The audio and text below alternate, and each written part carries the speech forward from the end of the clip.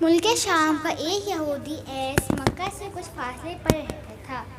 جب بھی کسی کام سے مکہ آتا تھا تو وہاں کے لوگوں سے ملتا تو ان سے کہتا، بہت قریب کے زمانے میں تمہارے درمیان ایک بچہ پیدا ہوگا، سارا عرب اس کے راستے پر چلے گا، اس کے سامنے ذلیل اور پست ہو جائے گا، وہ عجم اور اس کے شہروں کا بھی مالک ہو جائے گا۔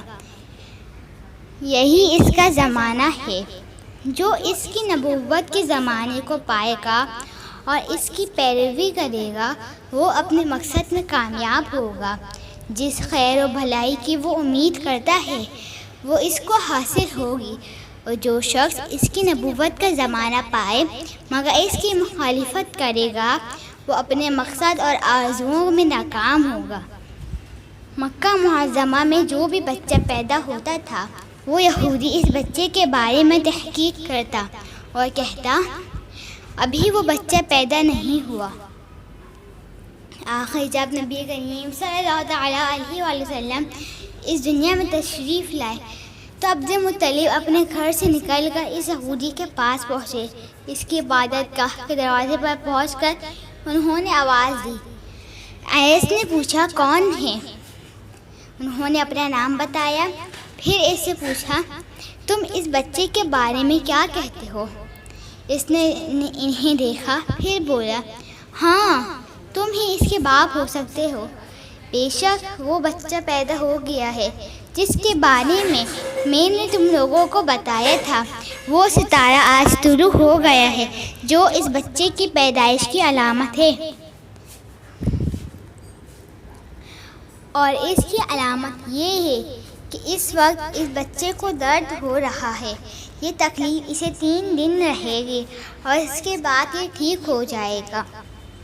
راہب نے جو یہ کہا تھا کہ بچہ 3 دن تک تکلیف میں رہے گا تو اس کی تفصیل یہ ہے کہ آپ نے 3 دن تک دودھ نہیں پیا تھا، اور یہودی نے جو یہ کہا تھا کہ ہاں آپ ہی اس کے باپ ہو سکتے ہیں، اس سے مراد یہ ہے کہ عربوں میں دادا کو بھی باپ کہہ دیا جاتا تھا، اور نبی کریم صلی اللہ علیہ وسلم نے ایک بار خود فرمایا تھا، میں عبدالمطلب کا بیٹا ہوں۔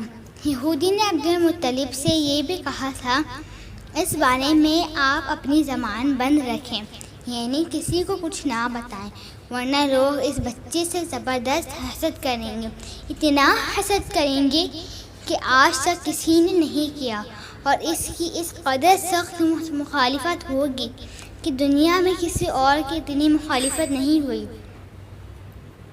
پوتے کے متعلق یہ باتیں سن کر عبدالمطلب نے ایس سے پوچھا، اس بچے کی عمر کتنی ہوگی؟ یہودی نے اس سوال کے جواب میں کہا، اگر اس بچے کی عمر طبیعی ہوئی تو بھی 70 سال نہیں ہوگی، بلکہ اس سے پہلے ہی یعنی 61 یا 63 سال کی عمر میں وفات ہو جائے گی، اور اس کی امت کی اوسط عمر بھی اتنی ہی ہوگی۔ اس کی پیدائش کے وقت دنیا کے بت ٹوٹ کر گر جائیں گے۔ یہ ساری علامات اس یہودی نے گزشتہ انبیاء کی پیشگوئیوں سے معلوم کی تھیں، اور سب کی سب بالکل سچ ثابت ہوئیں۔ قریش کے کچھ لوگ عمرو بن نفیل اور عبداللہ بن حجش کے وغیرہ ایک بت کے پاس جایا کرتے تھے۔ یہ اس رات بھی اس کے پاس گئے جس رات آپ صلی اللہ علیہ وآلہ وسلم کی پیدائش ہوئی۔ انہوں نے دیکھا وہ بت اوندھے منہ گرا پڑا ہے۔ ان لوگوں کو یہ بات بری لگی، انہوں نے اس کو اٹھایا اور سیدھا کر دیا، مگر وہ پھر گر گیا۔ انہوں نے پھر اس کو سیدھا کر دیا، وہ پھر الٹا ہو گیا۔ ان لوگوں کو بہت حیرت ہوئی اور یہ بات بہت عجیب لگی۔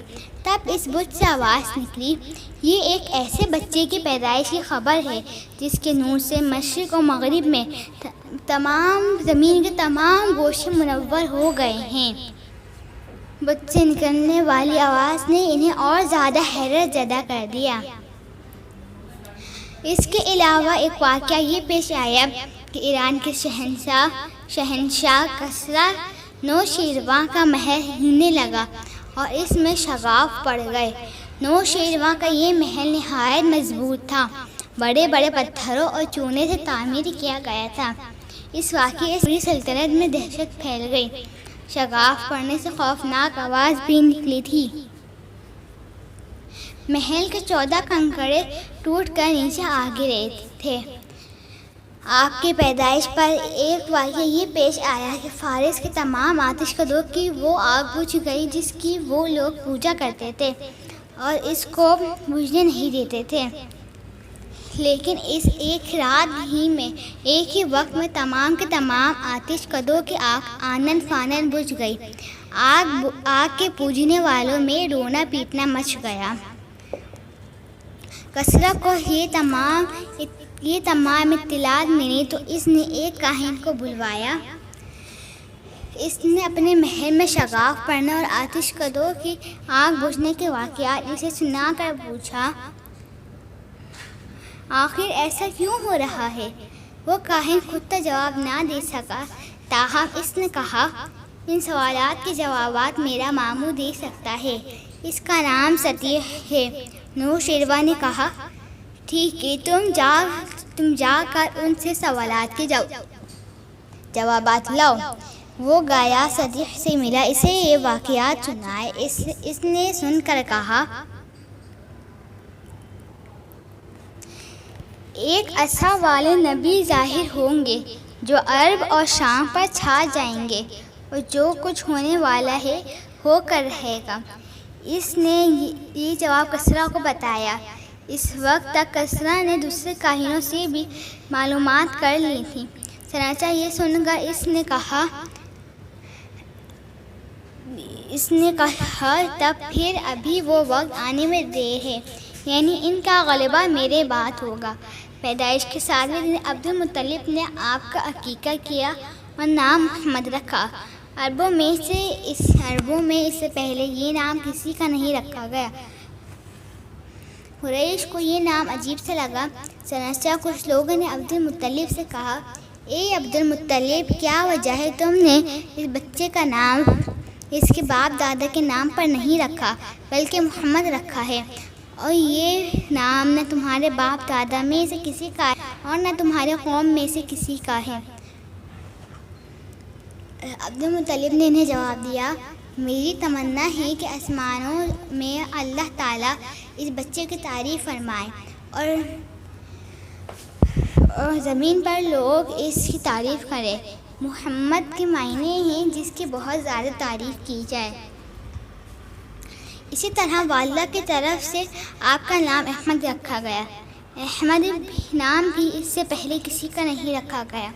مطلب یہ کہ اللہ تعالیٰ نے ان دونوں ناموں کی حفاظت اللہ تعالیٰ نے کی، کوئی بھی یہ نام نہ رکھ سکا۔ احمد کا مطلب یہ ہے کہ سب سے زیادہ تعریف کرنے والا۔ علامہ سہیلی نے لکھا ہے، آپ احمد پہلے ہیں اور محمد بعد میں، یعنی آپ کی تعریف دوسروں نے بعد میں کی، اس سے پہلے آپ کی شان یہ ہے کہ آپ نے اللہ تعالیٰ کی سب سے زیادہ حمد و ثنا کرنے والے ہیں۔ پرانی کتابوں میں آپ کا نام احمد ذکر کیا گیا ہے۔ اپنی والدہ کے بعد آپ نے سب سے پہلے صوبیہ کا دودھ پیا۔ صوبیہ نبی کریم صلی اللہ تعالیٰ علیہ وآلہ وسلم کے چچا ابو لہب کی باندی تھی۔ ان کو ابو لہب نے آپ کی پیدائش کی خوشی میں آزاد کر دیا تھا۔ صوبیہ نے آپ کو چند دن تک دودھ پلایا۔ انہی دنوں میں صوبیہ کے ہاں اپنا بیٹا پیدا ہوا تھا۔ آپ کی والدہ نے آپ کو صرف 9 دن تک دودھ پلایا۔ اس کے بعد صوبیہ نے پلایا۔ پھر دودھ پلانے کی باری حضرت حلیمہ سعدیہ رضی اللہ تعالیٰ عنہ۔ حضرت حلیمہ سعدیہ رضی اللہ تعالیٰ عنہ اپنی بستی سے روانہ ہوئیں۔ ان کے ساتھ ان کا دودھ پیتا بچہ اور شوہر بھی تھے۔ حلیمہ سعدیہ رضی اللہ تعالیٰ عنہ دوسری عورتوں کے بعد مکہ میں داخل ہوئی۔ ان کا خدشہ بہت کمزور اور مریض تھا۔ ان کے ساتھ ان کی کمزور اور بوڑھی اونٹنی تھی جو بہت آہستہ آہستہ چلتی تھی۔ اس کی وجہ سے حلیمہ سعدیہ رضی اللہ تعالیٰ عنہ قافلے سے بہت پیچھے رہ جاتی تھیں۔ اس وقت بھی ایسا ہی ہوا تھا۔ وہ سب سے آخر میں مکہ میں داخل ہوئیں۔